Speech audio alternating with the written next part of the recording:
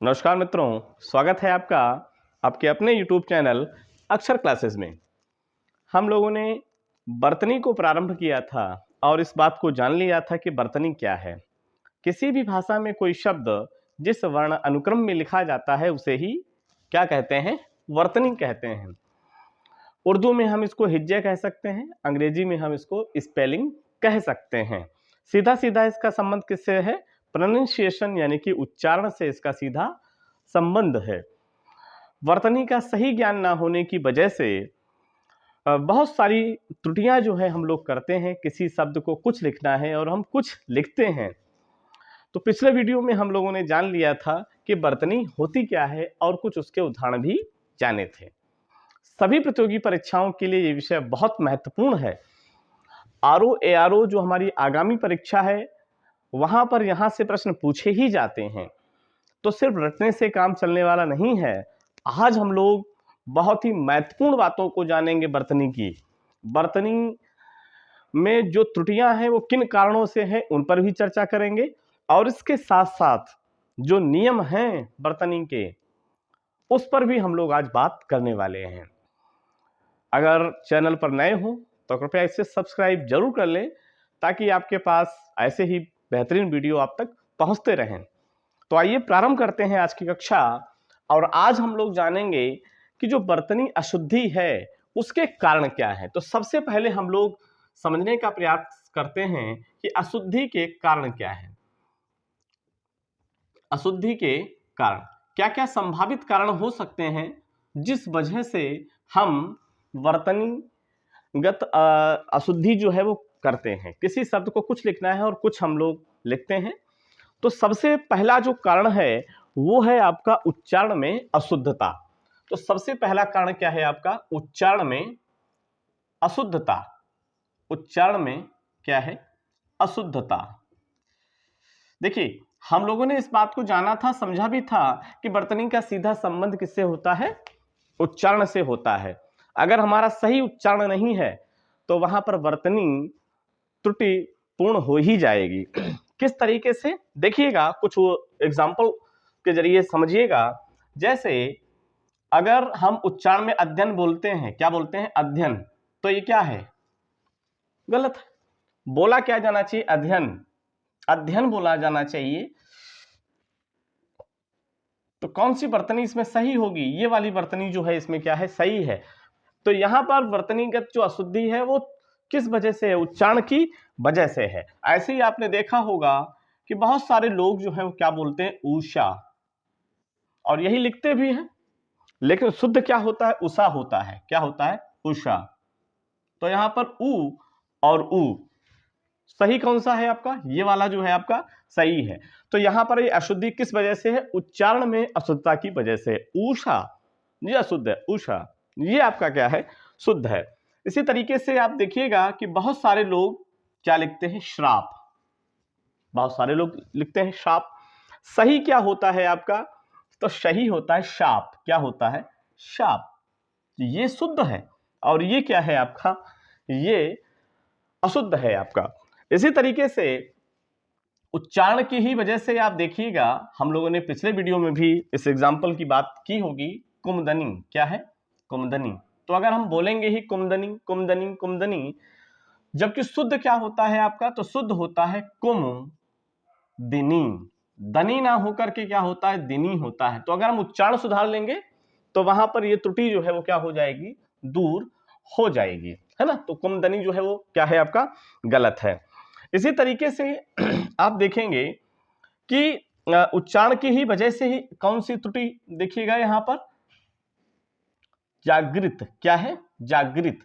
जबकि शुद्ध क्या होता है आपका? जागृत होता है। तो यहां पर आप देखिएगा कि री का प्रयोग नहीं होना है, रा का प्रयोग होना है। तो री की जगह पर रा का प्रयोग हमने किया क्योंकि हमने बोला क्या? जागृत। क्या बोला? जागरी। री निकला हमारे उच्चारण में तो हमने री लगा दिया। और अगर हमने सही प्रोनाउंसिएशन किया जागृत, क्या किया? जागृत। तो ये वाला जो है आपका क्या है? सही है और ये क्या है आपका? गलत है आपका। कौन सा सही है? ये वाला सही है और ये वाला क्या है आपका? गलत है। तो यहां पर जो एग्जाम्पल हम लोगों ने डिस्कस किए, तो यहां पर वर्तनीगत जो अशुद्धि है वो किस वजह से है? उच्चारण में अशुद्धता की वजह से है। तो पहला कारण क्या है आपका, उच्चारण में अशुद्धता। एक एग्जाम्पल और आप देखिएगा जो बहुत ज्यादा पूछा जाता है, बहुत उसको लिखते भी हैं लोग बहुत गलत, उज्ज्वल। क्या है, उज्ज्वल। तो ये गलत है आपका, सही क्या है, उज्ज्वल, उज्ज्वल। तो यहां पर दो जा हैं जिनका प्रोनाउंसिएशन अगर सही हम कर पाएंगे तभी हम इसको सही लिख भी पाएंगे। ठीक है, अगले कारण की बात हम लोग करते हैं कि वर्तनीगत अशुद्धि जो है उसका एक कारण यह भी होता है कि हमको संधि और समास और शब्द रचना के जो नियम है उसकी सही जानकारी नहीं होती है।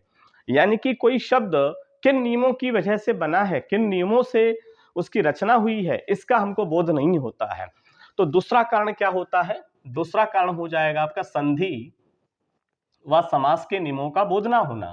संधि, समास व शब्द रचना, संधि, समास व शब्द रचना के नियमों का बोध ना होना, के नियमों का बोध ना होना, बोध ना होना। देखिए बहुत ध्यान से समझिएगा। हो सकता है वीडियो कुछ लंबा हो लेकिन पूरा वीडियो जरूर देखिएगा, बहुत इंटरेस्टिंग वीडियो होने वाला है। अंत तक जो है वो बने रहिएगा, धैर्य रखिएगा, तभी आप वर्तनी से संबंधित सारी चीजों को बहुत क्लियरली जो है वो समझ पाएंगे। तो देखिए दूसरा नियम क्या है आपका, दूसरा कारण क्या है, संधि समास के नियम की हमको सही जानकारी नहीं है। तो वहां पर जब हम शब्द रचना करेंगे तो जो शब्द बन के आएगा वो नियम ना सही से पता होने की वजह से त्रुटिपूर्ण हो जाएगा आपका। ठीक है, तो दूसरा कारण आपका ये है। कुछ एग्जाम्पल हम लोग यहाँ पर जो है वो देख लेते हैं। जैसे इससे पहले भी हमने देखा था, वो आपका उच्चारण में भी आ जाएगा और इसमें भी आ जाएगा। जैसे उज्ज्वल जो है आपका, क्या है आपका, उज्ज्वल। तो ये क्या है आपका, गलत है। सही क्या है आपका, उज्ज्वल है आपका। ये दोनों जा आधे रहेंगे। तो यहां पर आपको पता होना चाहिए कि ये जो शब्द बना है वो कैसे बना है, उत धन ज्वल, ऐसे बना है आपका, उत धन ज्वल। और ता के बाद जा है आपका, तो यहां ता आधा है, तो ये क्या हो जाएगा, इस वर्ण के अनुसार जो है जा में बदल जाएगा, व्यंजन संधि है यहां पर। तो जब इस शब्द की रचना हुई तो हमको बोध नहीं था कि क्या इसका होना चाहिए और हम उसको गलत फिर लिखते हैं। तो सही क्या है आपका, ये वाला जो है वो क्या है आपका, सही है। इसी तरीके से देखिएगा एक शब्द आप देखते हैं, सन्यासी। क्या है, सन्यासी। तो बहुत सारे लोग सन्यासी को कैसे लिखेंगे, ऐसे लिखेंगे, जबकि ये क्या है, गलत है। सही क्या होगा, सन्यासी। क्या है, सन्यासी। क्योंकि यहां पर भी क्या है, व्यंजन संधि है। आप देखेंगे सम धन क्या है आपका, न्यासी, शम धन न्यासी है आपका। यहां पर जो मां है वो अनुस्वार में यानी कि अंग में क्या हो जाएगा, बदल जाएगा, न्यासी शब्द है आपका। ठीक है, तो ये तो रहेगा ही रहेगा, सामे अंग की बिंदी भी रहेगी। तो सही क्या है आपका, ये वाला सही है आपका। तो यहां पर दोनों ही एग्जाम्पल में हमने देखा कि संधि के नियम जो थे वो हमको पता नहीं थे। ठीक है, इसी तरीके से हम लोग देखें कि जैसे हम लोग क्या लिखते हैं, मंत्री परिषद। क्या लिखते हैं, मंत्री परिषद। कमेंट करके बताइएगा कि कौन सा जो मंत्री परिषद मैं लिख रहा हूं कौन सा सही है और कौन सा क्या है, गलत है। कमेंट करके जरूर बताइएगा इनमें से कौन सा मंत्री परिषद जो है वो सही लिखा है मैंने और कौन सा क्या है, गलत है। ये वाला सही है और ये वाला सही है। कमेंट कीजिए फास्ट से। देखिएगा ये वाला मंत्री परिषद जो है वो क्या है, गलत है। मंत्री परिषद होगा आपका। ठीक है, कौन सा होगा, ये वाला आपका क्या है, सही है, मंत्री परिषद होगा आपका। ठीक इसी तरीके से आप देखिएगा एक शब्द आपको पता चलेगा, महत्व। बहुत सारे लोग इसको गलत लिखते हैं। सही क्या होता है, महत्व।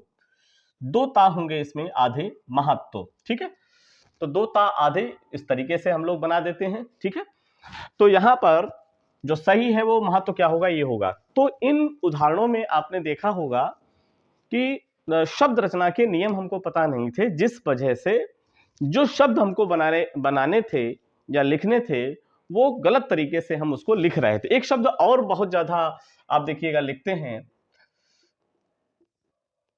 आर्शीवाद लोग लिखते हैं। क्या लिखते हैं, आर्शीवाद। तो ये क्या है, गलत है ना। सही क्या है आपका, तो आप जानते हैं कि सही शब्द जो है वो क्या है, आसीर, रा यहां पर निकला तो रेफ वाला रा यहां पर आएगा, रेफ वाला जहां पर रा लगा होगा उससे पहले उसका उच्चारण निकलेगा, आशीर्वाद, इस तरीके से। ठीक है, यानी कि ये जो आशीर्वाद है उसको आप ऐसे लीजिएगा, आशीर्वाद। तो ये आधा रा है आपका, आधा रा यानी कि रेफ वाला रा जो है ये कहां पर टंग जाएगा, आगे वाले वर्ण पर जो है वो आ जाएगा। तो ये कहां पर लगाया जाएगा, वहां पे लगाया जाएगा। यहां पर अगर आप लगाते हैं तो क्या है, गलत है। तो यहां पर शब्द रचना के नियम हमको नहीं पता थे, जिस वजह से ये त्रुटियां होना जो है वो स्वाभाविक है। इसी तरीके से आप देखिएगा बहुत ज्यादा त्रुटि लोग करते हैं। देखिएगा जब किसी शब्द में हम क्या करते हैं, इक प्रत्यय जो है लगाते हैं, बहुत ज्यादा यहाँ पर त्रुटियां आपको मिलेंगी, बहुत सारे लोग त्रुटि करते हैं। जैसे आप देखिएगा समाज, क्या है, समाज, और इस समाज में जब इक प्रत्यय लगाएंगे, क्या लगाएंगे, इक प्रत्यय लगाएंगे, तो बहुत सारे लोग क्या लिखेंगे, देखिएगा सामाजिक, क्या लिखेंगे, सामाजिक। तो ये सही है कि गलत है, ये गलत है आपका। शुद्ध क्या होना चाहिए, सामाजिक, क्या हो जाएगा, सामाजिक। तो यहां पर इस बात को ध्यान रखना है कि जब इक प्रत्यय लगेगा तो यहां पर अगर हर्ष की मात्रा है तो क्या हो जाएगी, दीर्घ हो जाएगी। तो यहां पर अ था तो यहां पर क्या हो गया, आ हो गया।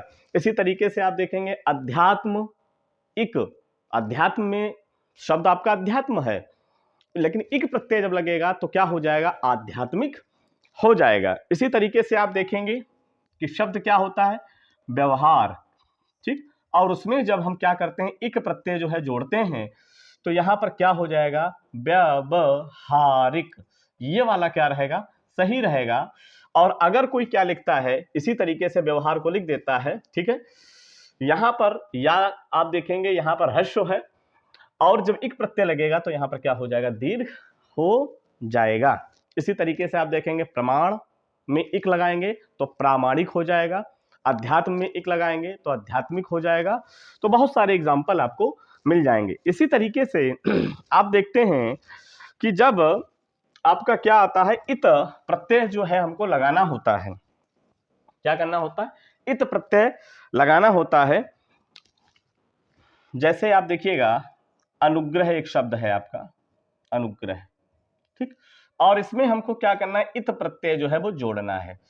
तो इस बात का ध्यान रखना है कि अगर आपका इत प्रत्यय जोड़ना हो और यहां पर क्या हो, रा हो, आप देख रहे हैं यहां पर क्या है, रा है, ठीक है, तो रा का क्या हो जाता है, री हो जाता है। अगर रा होगा, ठीक है, ये रा है आपका, तो रा का क्या हो जाएगा, री हो जाएगा। कब, जब इत प्रत्यय हम लोग जोड़ेंगे।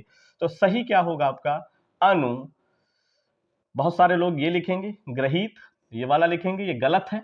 सही क्या है, नियम क्या है, कहता है कि अनुगृहीत,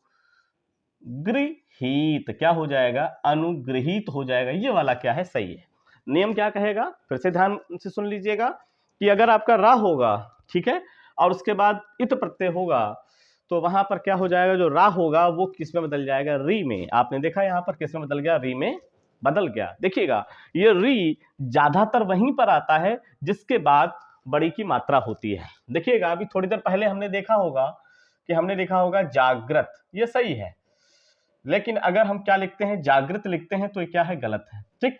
लेकिन इसी तरीके से एक इसी में देखिएगा कि जागृति, ठीक, जागृति, अब इसमें कौन सा सही है, तो इस बात को ध्यान रखिएगा कि जब इस री के बाद या रा के बाद छोटी या बड़ी की मात्रा आपको मिलती है, छोटी या बड़ी स्वर में अगर आ जाता है आपका, तो रा नहीं आएगा बल्कि क्या आएगा, री आएगा। इस बात का ध्यान रखिएगा, ठीक है।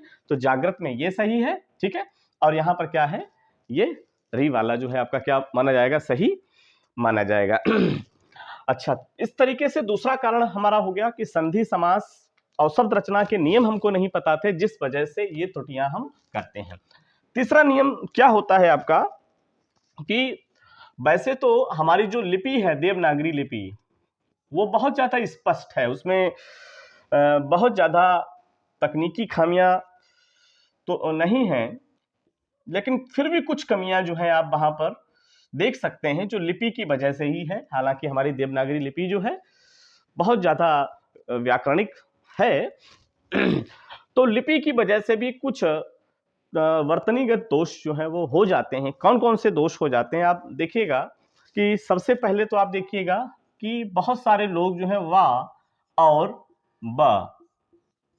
और बा इनके प्रयोग को सही से नहीं जानते हैं, जबकि हमको पता होना चाहिए कि वाह जो है आपका ये क्या है, दंतोष्ठ्य है। अब बा जो है आपका ये सिर्फ ओष्ठ्य है, इसमें दोनों ओठ जो है वो मिलेंगे। तो अगर वा की जगह पर बा का प्रयोग करेंगे तो अर्थ का अनर्थ हो सकता है। जैसे अगर आप कहेंगे वहन और आप कहेंगे वहन, ठीक, तो इसकी जगह पर ये वाला वा या इसकी जगह पर ये वाला वा अगर लिख देंगे तो वहां पर क्या हो जाएगी, त्रुटि होना संभावित है। तो इस वहन का मतलब होता है सहन करना या ले जाना, है ना। मैं उसका खर्चा वहन करता हूं तो ये वाला वहन हो जाएगा, उठाना। और ये वहन हो जाएगी हमारी बड़ी बहन या छोटी बहन, अग्रजा या अनुजा, उसके लिए प्रयुक्त होगा आपका। इसी तरीके से आप देखते हैं कि वह और बह, इनमें क्या अंतर है। तो हम जानते हैं कि वह जो है सर्वनाम है और बह जो है वो क्या है, आपका क्रिया है। तो ऐसा नहीं है कि वा की जगह पर बा आप लगा दें, वा की जगह पर वा लगा दें, क्या जाता है, बहुत कुछ जाता है भाई, अर्थ का अनर्थ हो जाता है। तो वा और बा में जो है बहुत सारे लोग विभेद नहीं कर पाते हैं और ये कमी जो है वर्तनीगत दोष में परिणत हो जाती है। दूसरा कारण जो है हम लोग लिपि की स्पष्टता में देखेंगे कि बहुत सारे लोगों को जो श है और स जो है, इनमें जो अंतर है वो नहीं पता होता है, इनमें वो अंतर नहीं कर पाते हैं। उच्चारण के तरीके से अगर देखा जाए तो अंतर नहीं कर पाते हैं, और कौन से शा का प्रयोग कब करना है, किस शा का प्रयोग कब करना है, ये उनको पता नहीं होता है। ये तालव्य शा है, ये मूर्धा शा है और ये आपका दंत्य शा है। लेकिन अगर इसका सही बोध नहीं है तब भी वहां पर क्या हो जाएगा, वर्तनीगत अशुद्धि जो है वो हो जाएगी। जैसे शंकर लिखना है, ठीक है, और शंकर लिखना है, तो इस शा की जगह पर इस वाला शा का प्रयोग अगर आप कर देंगे तो वहां पर अर्थ का अनर्थ हो जाएगा। कहना हम कुछ चाहेंगे और हो वहां पर कुछ जाएगा। इस शंकर का मतलब जो कल्याणकारी है महादेव भगवान, ठीक है, और इस शंकर का मतलब होता है मिश्रित, ठीक है। तो सा और शा और शा इनके उच्चारण में और इनके प्रयोग में हमको सावधानी रखनी है। ये भी हमारी लिपि की क्या है, थोड़ी सी अस्पष्टता हम लोग कह सकते हैं, जिस वजह से ये वर्तनीगत दोष आ जाता है। इसी तरीके से आप देखेंगे कि बहुत सारे लोग छ व छ और छ इनके प्रयोग को नहीं समझ पाते हैं। हम जानते हैं कि छ जो है च छ ज झ, तो ये आपका स्पर्श व्यंजन है, च छ ज झ स्पर्श व्यंजन है, ठीक है। छ जो है तालु से बोला जाता है, स्पर्श व्यंजन है ना। जबकि ये छा जो है श, ये का और शा को मिलाकर के बना है, कक्षा ये वाला है आपका, है ना। तो जैसे हमको लिखना है कक्षा, क्या है, कक्षा क्लास वाला, और अगर हमने लिख दिया कक्षा, ठीक है, तो आप जानते हैं कैसे क्या हो जाएगा। हमको लिखना है क्षमा, क्या लिखना है, क्षमा, छ है, और हमने लिख दिया क्षमा। तो कौन सा सही है, कमेंट करके जरूर बताइएगा कि ये वाला सही है या ये वाला सही है, कमेंट करके बताइएगा। तो क्षमा नहीं होता, क्षमा होता है, ठीक है। तो इस छा और छा में अंतर नहीं पता है, इस वजह से भी ये त्रुटि हो जाती है। इसी तरीके से हम छात्रा की जगह पर अगर हम ये वाला लिख देते हैं, कौन सा वाला, ये वाला लिख देंगे, तो ये क्या है, वर्तनीगत अशुद्धि है। तो यहाँ पर छा और छा जो है इनमें अंतर ना हो पाने की वजह से भी ये त्रुटि जो है आप देखेंगे हो सकती है। इसी तरीके से आप देखेंगे कि हमारी लिपि की एक अस्पष्टता ये भी है कि कुछ शब्दों में, जी हाँ, देखिएगा, एक है आपका श्र और एक है आपका स्त्र, ये इनमें, इनको लोग अक्सर क्या समझते हैं कि जो है वो समझते हैं। जैसे इसका एग्जाम्पल आप देखिएगा, सहस्त्र, ठीक, और लोग कैसे लिखेंगे इसको, कैसे हम लोग लिखते हैं, ज्यादातर लोग कैसे लिखेंगे, ऐसे लिखेंगे। तो कौन सा सही है इसमें ये वाला जो है वो क्या है, सही है, और ये वाला क्या है, गलत है। इसका प्रयोग हमको नहीं करना है, इसका प्रयोग हमको करना है, ठीक है। तो ये भी लिपि की अस्पष्टता की वजह से ही ये त्रुटि जो है वो आ जाती है। इसी तरीके से आप देखेंगे कि हमारी लिपि में देवनागरी लिपि में अनुस्वार व अनुनासिक शब्दों का प्रयोग जो है वो किया जाता है। ठीक है। अनुस्वार आप जानते हैं अंग की बिंदी, और अनुनासिक जो होता है वो चंद्र बिंदु। तो अनुस्वार और अनुनासिक में भेद नहीं कर पाते हैं। इसका अनुस्वार और अनुनासिक का प्रॉपर वीडियो आपको हमारे चैनल पे मिल जाएगा, उसको आप चाहें तो अलग से भी देख सकते हैं।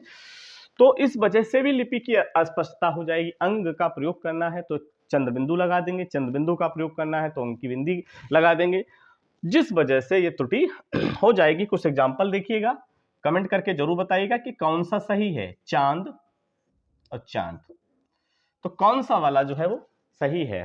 तो कौन सा वाला सही है आपका? ये वाला जो है आपका सही है। यहाँ पर हमको किसका प्रयोग करना है? अनुनासिक का प्रयोग करना है। और यहाँ पर अगर आपने अनुस्वार का प्रयोग कर दिया तो ये गलत हो जाएगा। ठीक है।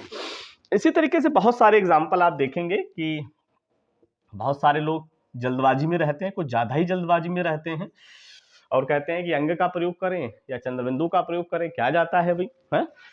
तो जहां पर उच्चारण में आपको लघुता लगे, जहां पर उच्चारण लघु लगे, स्वरों जैसा लगे, तो वहां पर चंद्रबिंदु लगाइएगा।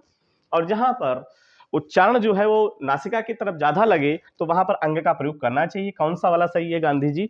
तो आपको पता होना चाहिए ये वाला गांधी जी जो है वो क्या है, सही है। इसी तरीके से बहुत सारे लोग लिखते हैं, आपने देखा होगा आंख ऐसे लिख देते हैं, सॉरी कैसे लिखेंगे इस तरीके से अंग लगा देंगे। यहाँ पर सही क्या होता है आपका? चंद्र बिंदु वाला क्या है, सही है आपका। ठीक है। तो यहाँ पर अंग और चंद्र बिंदु जो है, अनुस्वार और अनुनासिक, ये इनमें भी अंतर ना हो पाने की वजह से लोग जो है कुछ का कुछ यूज कर लेते हैं। इसी तरीके से आप देखेंगे कि हमारी लिपि में जब हम छुटू या बड़ू की मात्रा लगाते हैं तो लगभग सभी वर्णों में वो मात्रा अलग से दिखाई पड़ती है। जैसे छुटू की मात्रा जो होती है वो कैसी होती है, ये होती है, और बड़ू की मात्रा क्या होती है, ये इस बात को तो सभी लोग जानते हैं। लेकिन जब ये मात्रा जो है रामे लगाई जाती है तो बहुत सारे लोगों को इसका बोध नहीं होता है कि हमको इस को क्या पढ़ना है और इसको हमें क्या पढ़ना है। तो रू और रू में अंतर नहीं कर पाते हैं। अगर रुपया लिखना है तो कैसे लिखेंगे, इस रू का प्रयोग करेंगे या इस रू का प्रयोग करेंगे, तो इसका बोध नहीं। रुक हमको लिखना है, रुक, तो बहुत सारे लोग कहेंगे ये वाला सही है, अब बहुत सारे लोग कहेंगे ये वाला सही, रुक। आप कमेंट करके बताइएगा कि कौन सा वाला जो है सही है, रुक। तो इस बात को याद रखिएगा कि यहाँ पर जब भी इसको गोल गोल कर दिया जाएगा तो ये बड़ू वाला हो जाएगा। कौन सा वाला हो जाएगा? बड़ू वाला हो जाएगा, बड़ू की मात्रा हो जाएगा। अब देखेंगे रुक, रू छुटू निकलता है, तो ये वाला जो है सही है, ये वाला क्या है, गलत है। ये आपका बड़ू की मात्रा है। जब ये गोल गोल कर देंगे, गोल गोल नहीं करेंगे तो समझ जाइएगा भाई बड़ू की मात्रा कैसे निकालते हैं, ऐसे। तो आप देखिएगा ये इस तरीके से निकलेगी और छुटू की मात्रा यहीं से घुमा देते हैं। ठीक, इसी तरीके से आप लिखते हैं रुपया, रुपया, तो ये वाला सही है आपका। और अगर आप बीच में कुंडी लगा देंगे तो वो क्या हो जाएगा, गलत हो जाएगा। रूपा क्या है, रूपा। तो बहुत सारे लिखेंगे, ऐसे लिख दो, क्या जाता है हमारे पास से, रूपा। तो कौन सा वाला सही है, कमेंट करके बताइएगा। रू बड़ू निकलता है तो ये वाला सही है और ये वाला क्या है, गलत है। तो ये हमारी लिपि की थोड़ी सी अस्पष्टता की वजह से कुछ कमियां जो है वो हो जाती हैं अगर हम ध्यान नहीं देते हैं, है ना। इसी तरीके से आप देखते हैं रूप, रूप, तो बहुत सारे लोग रूप को कैसे लिख देते हैं, देखिएगा बहुत सारे लोग रूप को ऐसे लिखेंगे, ठीक है, ऐसे नहीं लिखेंगे। कौन सा वाला सही है, तो आपको पता होना चाहिए रूप, ये वाला सही है और ये वाला क्या है आपका, गलत है ना।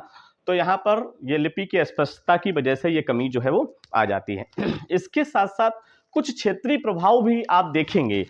ये तो बात हुई हमारी लिपि की अस्पष्टता की वजह से क्या क्या कमियां बन जाएंगी। उम्मीद है कि आपको समझ में आ रहा होगा। कमेंट करके जरूर बताइएगा कि अभी तक आप कितना क्या समझ पा रहे हैं। मैंने पहले ही कहा वीडियो थोड़ा सा लंबा हो सकता है, लेकिन धैर्य अगर रखेंगे, अंत तक बने रहेंगे तो पूरी तरीके से आपको समझ में जरूर आएगा जी।